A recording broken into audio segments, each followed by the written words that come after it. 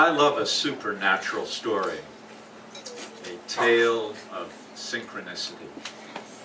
And it's spooky for me because when synchronicity appears, I realize that I'm only experiencing the surface, that beneath the surface there's a whole lot of shit going on that I don't understand. So this is a true supernatural tale about me. Once I took a mime course,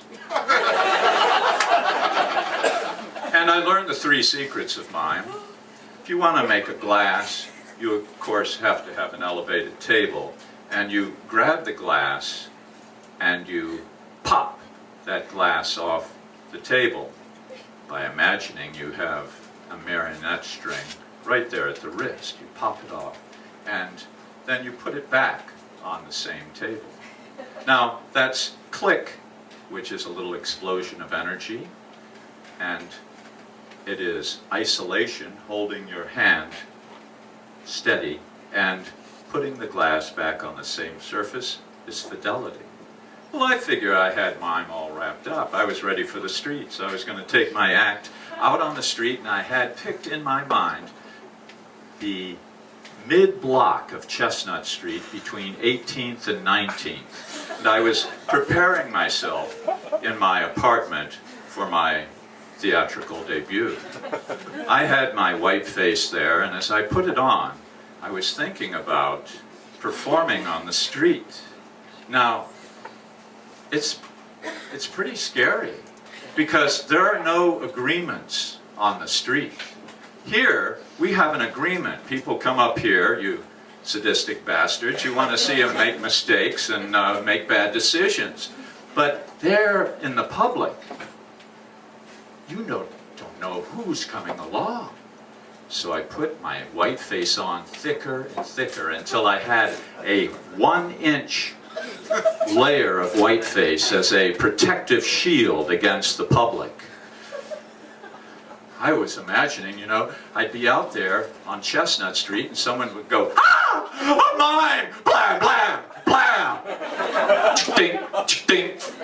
Side row. Ding. Well, after about a year of that, I called my brother to come in as a sound effects man and the manager, and we began finding places to perform that had some agreements, you know, indoors and for people's garages and things like that. And after about 10 years of that, we got a gig in a camp up in northern Pennsylvania. Now this camp, it was pre-season, and there was a youth advocates group that called in about 100 at-risk inner-city kids.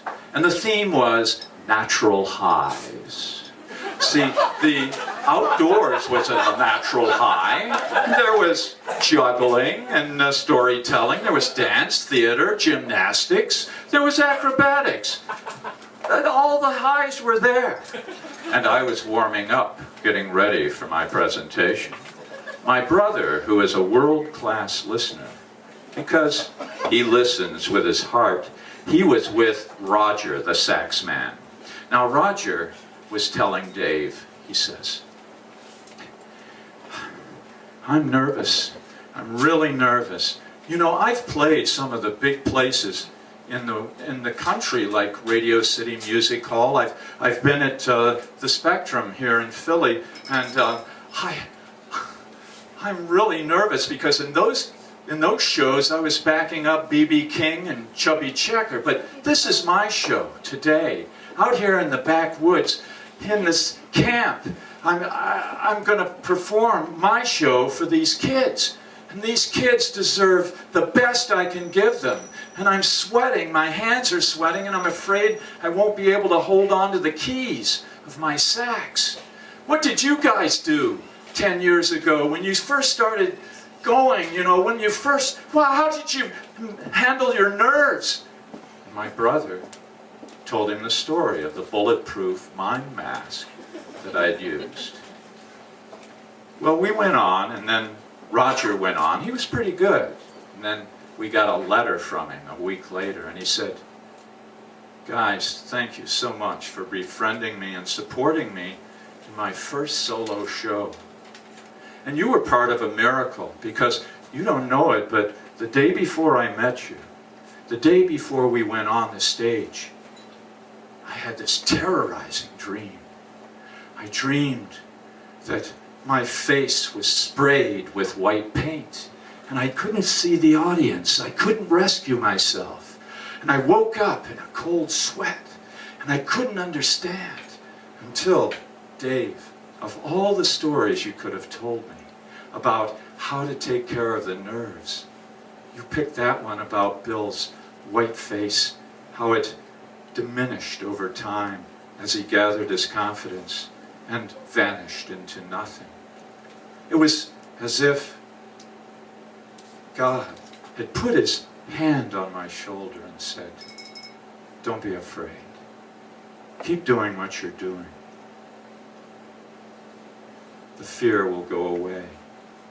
Just show them who you truly are. Thanks, Dave, for sharing.